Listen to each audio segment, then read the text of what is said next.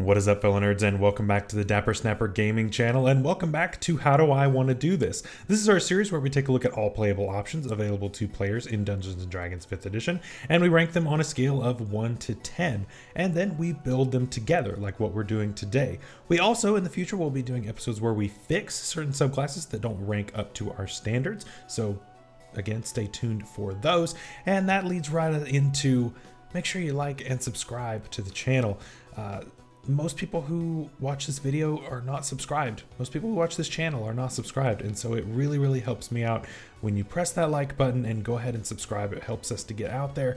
We're a very small channel. And so not very many people even see the videos. And so it really helps if you would go ahead and do that for me. And what also helps is leaving a comment down below. And I would like to know what you think about this build once you've watched the video to the end. Let me know what you like about the build. Let me know what you maybe dislike, how you would do it differently. I'd love to know down below. So on Tuesday, we talked about the Ancestral Guardian and we went ahead and ranked that. So if you missed that video, go ahead and check it out up in the iCard above. Watch that video before you watch this one because we go into a lot more depth on each of the individual abilities for the subclass. So go ahead and check that out. And now that you're back, you could have paused the video or anything right there. Now that you're back, welcome back. Thank you for watching that video and liking and subscribing there if you haven't already. We ranked it at an 8 out of 10, which is pretty good. It's honestly the sweet spot that I'm looking for in these builds. 9 and 10 are starting to get a little out of hand. And then below that, 6 and 7 are fine. Below that, it starts to get real rough. And that's kind of where we start wanting to try to fix them and get them up to around an 8. So I'm just saying we didn't face anything that I felt needed rebuilding when we did the Artificer. As we move through Barbarian, there might be a couple that we need to rework because they're pretty terrible. So yeah, definitely stick around for that. Again, make sure you're subscribed so you don't miss that, and click the bell so that you're notified when those come out. And we will fix them. We will make them a little bit better. So as always, like I've done with every single week, it's never the first build that I make that ends up going in the video. So I've got a bunch that will all be at the end of the video. I'll mention all of the honorable mentions there. So if you don't necessarily like this one, but you really like the Ancestral Guardian subclass, there are a lot of really good options there. So stick around for that. So again, rules. Let's go for the rules for our builds on this series. We do use modified standard array. So this is going to be 17, 15, 13, 12, 10, and 8. Again, if your table uses regular standard array, rolled stats, point by, anything else, obviously go with what that is at your table. But just for the sake of consistency here, this is what I use at my tables. And so this is what I'm going to have us use here.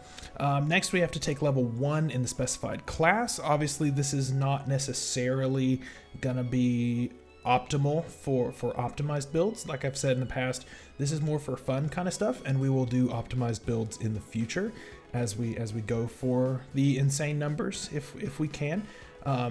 And we typically are just going to use standard equipment as well. If gold buy is an option at your table, I will mention some other things that you could do, but typically we're just going to go standard equipment. And then finally, we have to take at least 11 levels in our featured class and subclass. This just makes sure that we don't have any duplicate builds, exact duplicate builds as we go on. And just for this series, we're only going to be able to multiclass into one other class. This just keeps things simple, especially for people who may not have played before and multiclassing is a little intimidating for you. This keeps it simple, and that's kind of the idea for this series. Trust me, we will get some really complicated, crazy stuff in the future for you. So level 1, we need to pick a race. And I almost went custom lineage, but then I kind of realized that feats aren't really super crazy needed on this build. I'm not super dependent on feats here. So we're actually gonna go with a Leonin. I really like the Leonin personally. I think it's a lot of fun to play. And now, we talked about Mulan in the video on Tuesday, Now we're talking about Lion King, and the Ancestral Guardians are the lions that we see in the sky, and so I think that there's a lot of flavor to be had there, and it works really, really well. So as a Leonin, we do get +2 to con, +1 to strength. Again, in Tasha's, you can switch these around, but your table may or may not allow this, so I'm just going to assume your table doesn't, but if it does, you can change it, and that's totally fine, but we're just going to go with +2 con, +1 strength for now, which is great. We get dark vision, 35-foot walking speed, which is pretty good. We get a natural attack, but we're not going to use it. It's just not enough damage for what we need. We get an extra proficiency, and then the actual reason we're here is Daunting Roar. Daunting Roar is a great little buff that we get that allows us to spread fear.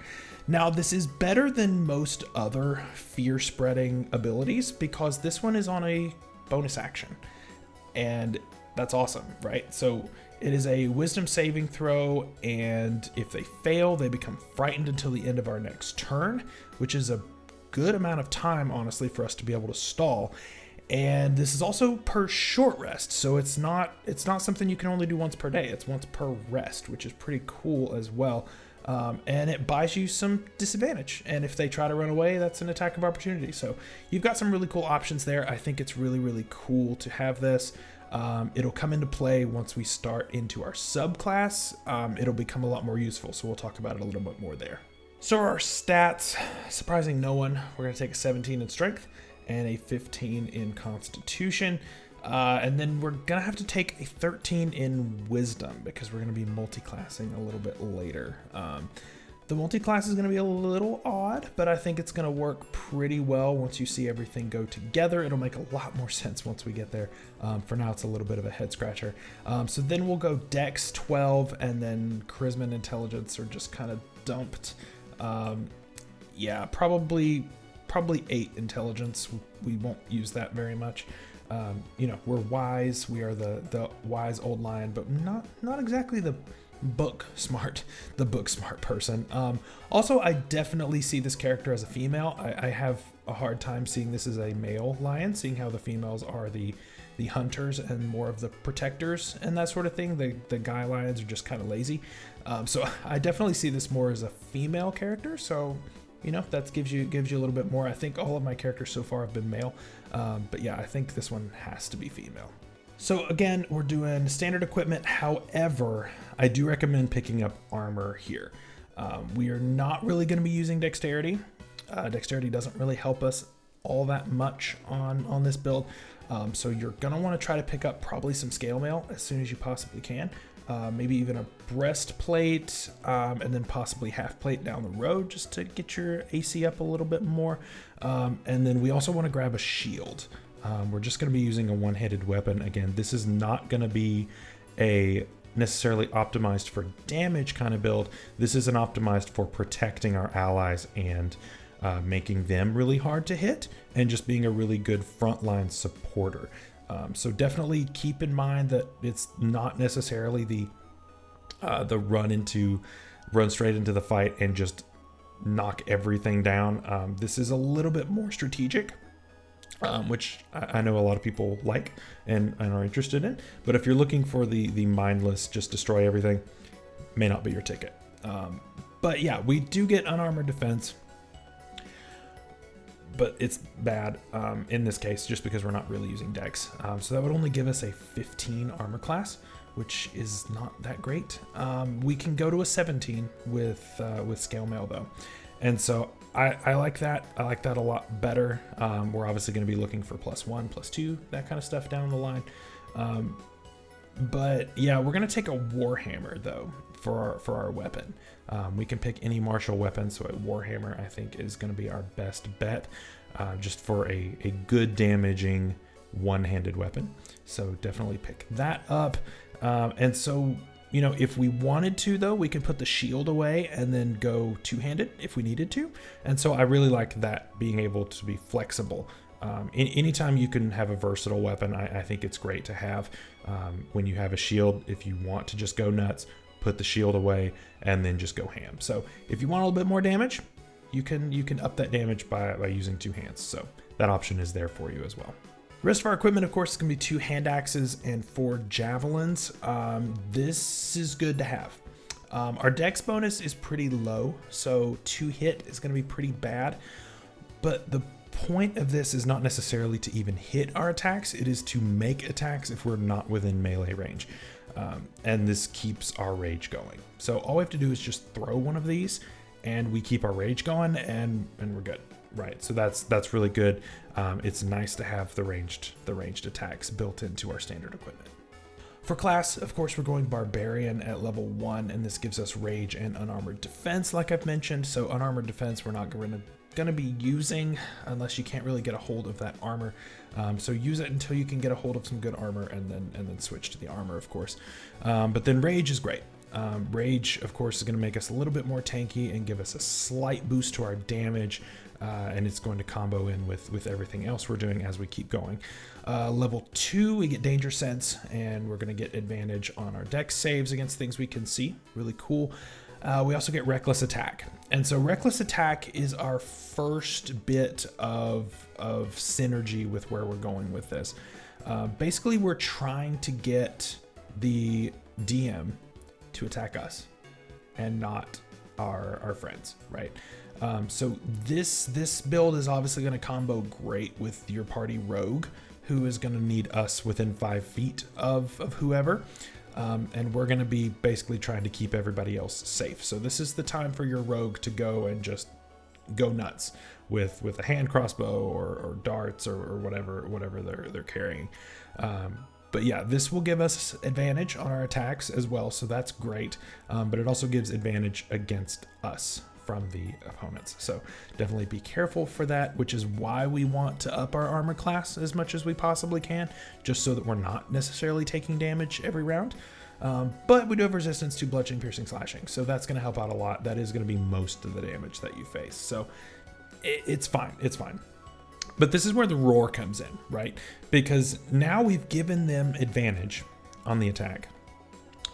But if we roar as our bonus action, which we don't really have anything to do with our bonus action after we rage, that's really cool because that's going to give disadvantage on attack rolls against us, so they cancel out. And so that's really cool. It's just going to be a straight roll instead of them having advantage on you. So a little bit of a slight workaround for Reckless Attack, at least to make it a little bit more manageable. And you come out on top on that, so that's really, really cool. Level 3, we pick up our subclass, and of course we're going Ancestral Guardian. This is great. We give disadvantage on targets other than us whenever we hit somebody with an attack, whoever it is the first target that we hit with an attack on our turn. This goes a long way, especially when you've got a rogue hiding off to the side and you're just going ham on this one guy. Like it's really going to be helpful if they try to knock out somebody other than you. It's really great. I love that. It also gives resistance to the damage if they are to hit through the disadvantage. So this just makes it super easy to help our friends survive, especially your squishy wizards and sorcerers standing in the back. So this is great for that too. I really, really like that for this. We also get Primal Knowledge from Tasha's, which is another skill proficiency, which is great, cool. Just all flavor. Make sure you talk to your DM to make sure you're using the optional features. I personally allow them on my table, but you know, it's always up to your DM. And we also get an extra use of rage here, which is great. Now that we're at 3 uses per day, you should be good for most encounters. Personally, at my table, it's usually 3 encounters ish per day. You may have a 4th one just depending on the situation, but typically it's going to be about 3, and so you should be good for every encounter in the day most of the time. So that's pretty great. So at level 4, we get our first ability score improvement or feat. I thought about taking a feat here. I did. And then I didn't. I don't think a feat here is really necessary. The only one I could think of maybe is taking like Sentinel. So, you know, you're imposing disadvantage and it just punishes even further if they go to attack somebody else. If they make an attack on somebody other than you, then you get to make an attack. But I don't think that that's necessarily what we need right now. So instead, Looking at our stats again, we have an 18 strength, 17 constitution, 13 wisdom, 12 dex. We don't really care about the rest.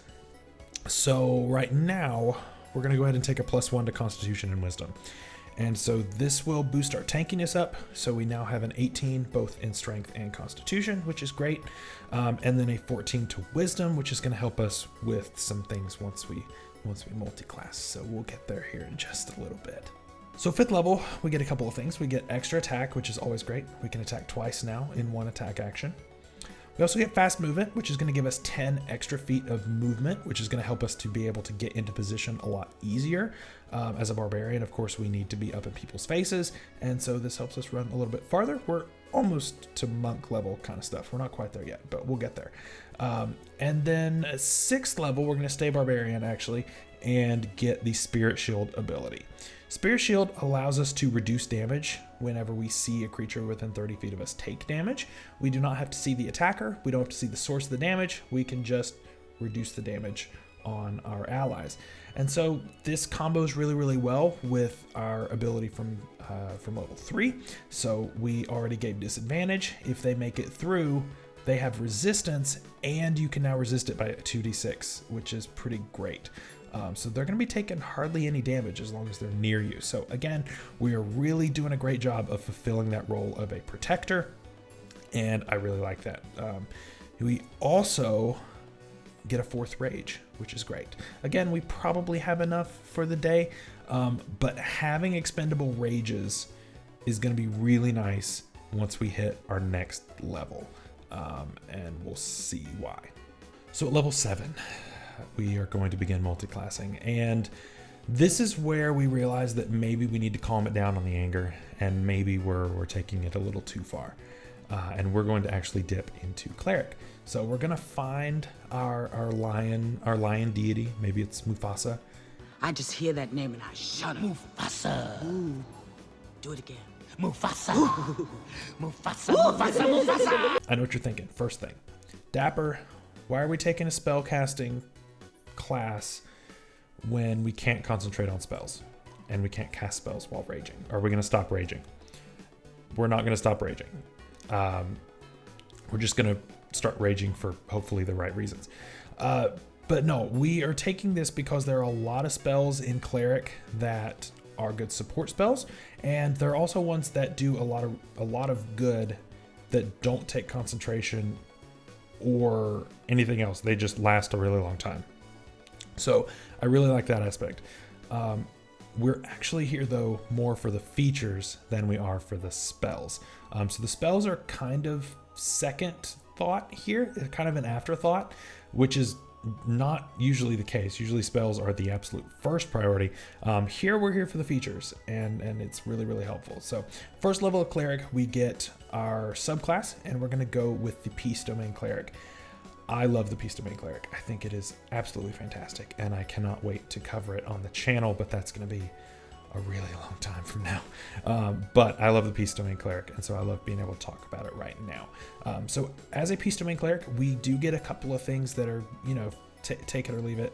We get an expanded spell list. So right now we get Heroism and Sanctuary. Probably won't use Heroism like ever. We may use Sanctuary like once or twice, and that'll be great when we use it, but otherwise probably not. But it does have a range of 30 feet, which is our magic number because everything here is 30 feet. We also grab another skill proficiency, which is really funny because we're getting a lot of skill proficiencies here. We have all the barbarian skills that we got from the initial go. Then we picked up another one at level 3. We're picking up one here, and then we're going to pick up another one back when we get to Barbarian 10. So yeah, we're getting a lot of skill proficiencies, which is pretty cool. Great for flavor. But the real reason we're here is for Emboldening Bond. And Emboldening Bond allows us to create a bond with creatures within 30 feet of us, up to proficiency bonus number of them. And basically we get Bless cast on them for 10 minutes, but there's no concentration and no spell slot. It's just a magical bond for 10 minutes, which is fantastic. Way better than Bless, and I love it. So we also get 3 cantrips, and I'm going to suggest probably Light, Light will help out your non-dark vision people, all of those who went variant human, like what we normally do on the channel. But yeah, I think light's really good. If you don't need that, then you could always swap it out. Mending is pretty cool. You have a good reason to take it here, just because we're looking for non-damaging kind of stuff. And then of course Thaumaturgy. Thaumaturgy is one of the best utility spells in the game, at least on the cantrip level. And so I think that besides Mage Hand, Thaumaturgy is like one of the best ones. So it's really, really good. I really, really like it. We can also prepare up to 3 first level spells.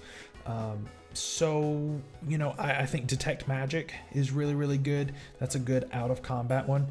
And then I'm going to break my rule and say Healing Word. Healing Word is an amazing use of our bonus action.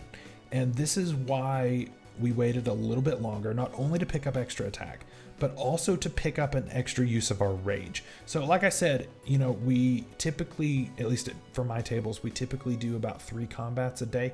And so, if in an absolute pinch, you need to get somebody up and maybe you have a full-time cleric, or if somebody else that is normally your healer and they can't get to them or anything, Healing Word can be your last ditch effort. And to get somebody up. It's not a ton of healing, but it's a bonus action. So you can still do your thing. You don't have to stop doing what you're doing. But this is great. This is really, really great. And then you can just bring your rage back on the next turn.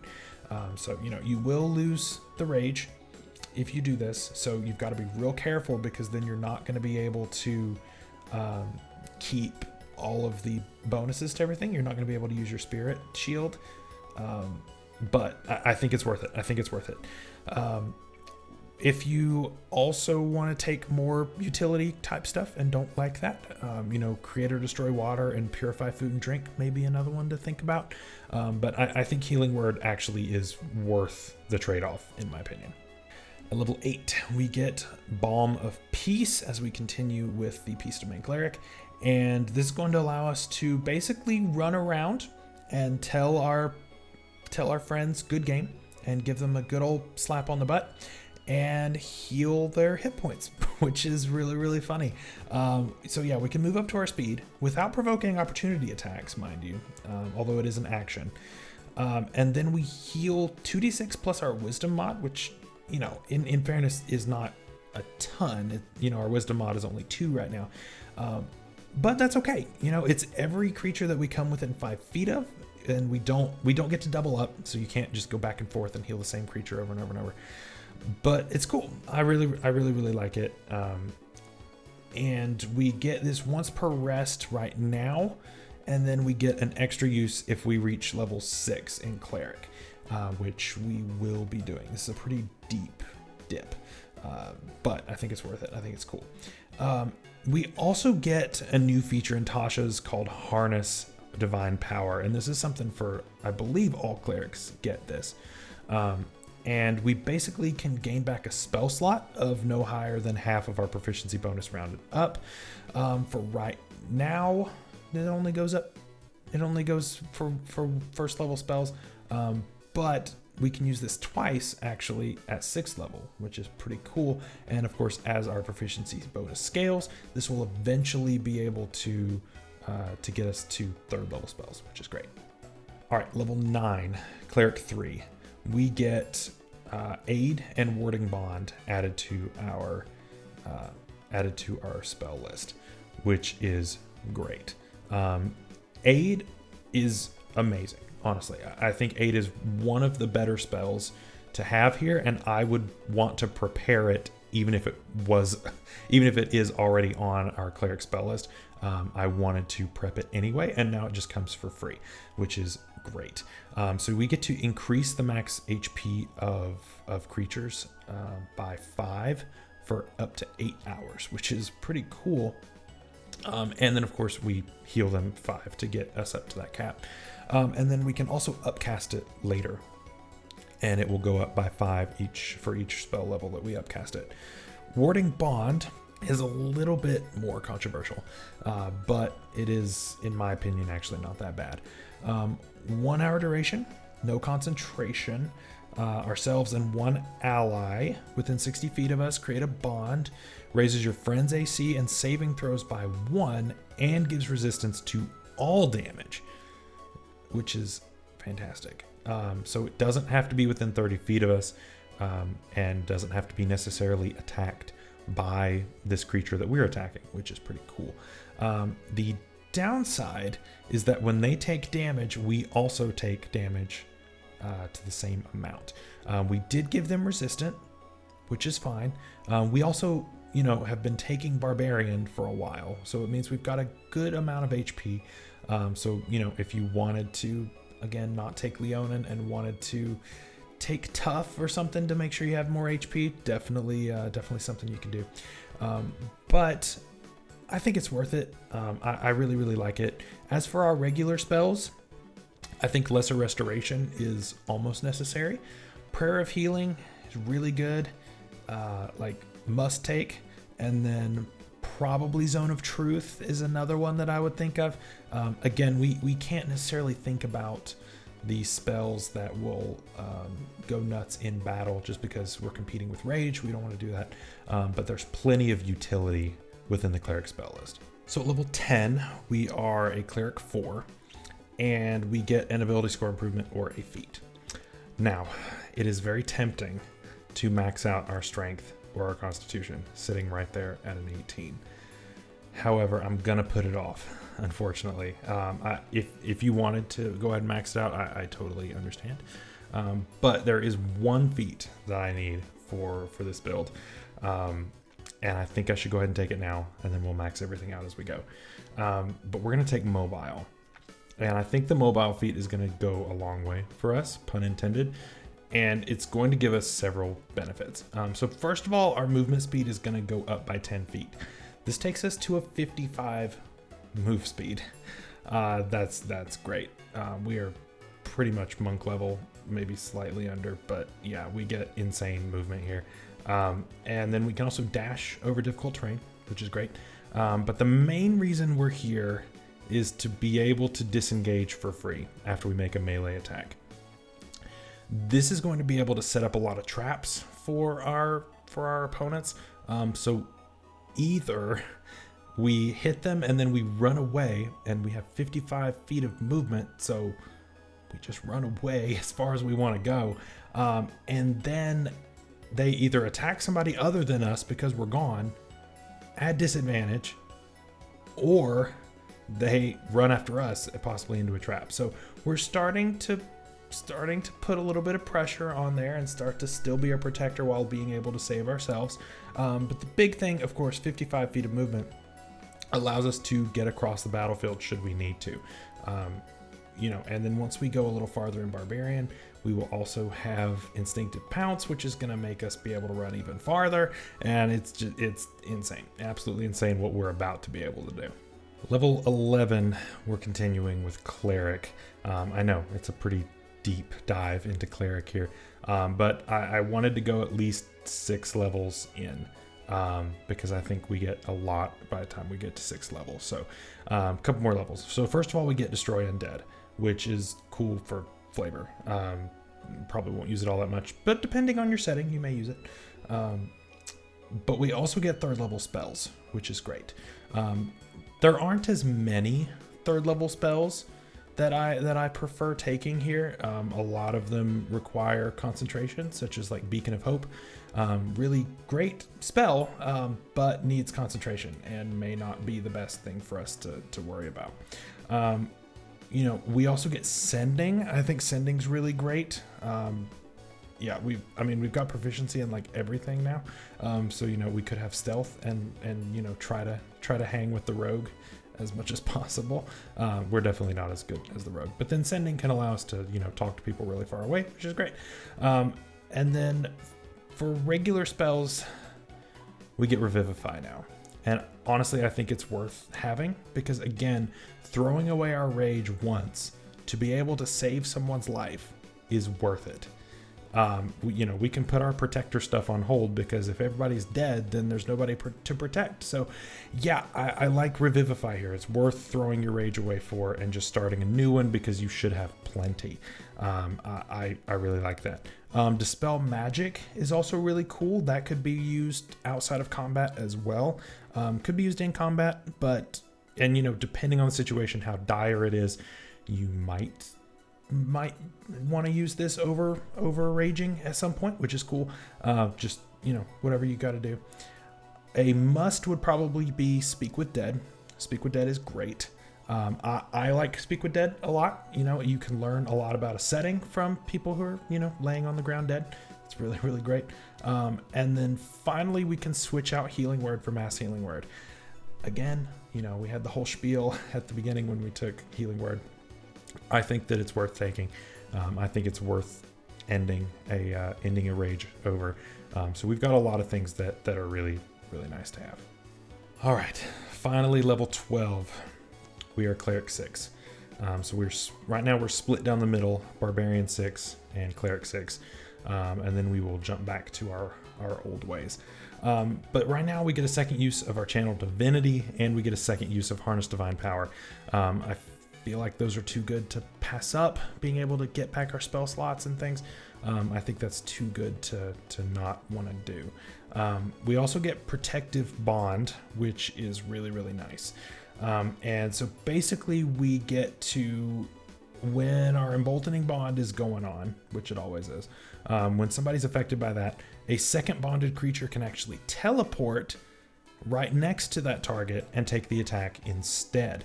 Now, this is great, right? So with a lot of positioning, with clever positioning, you can keep a lot of people really, really safe by doing this.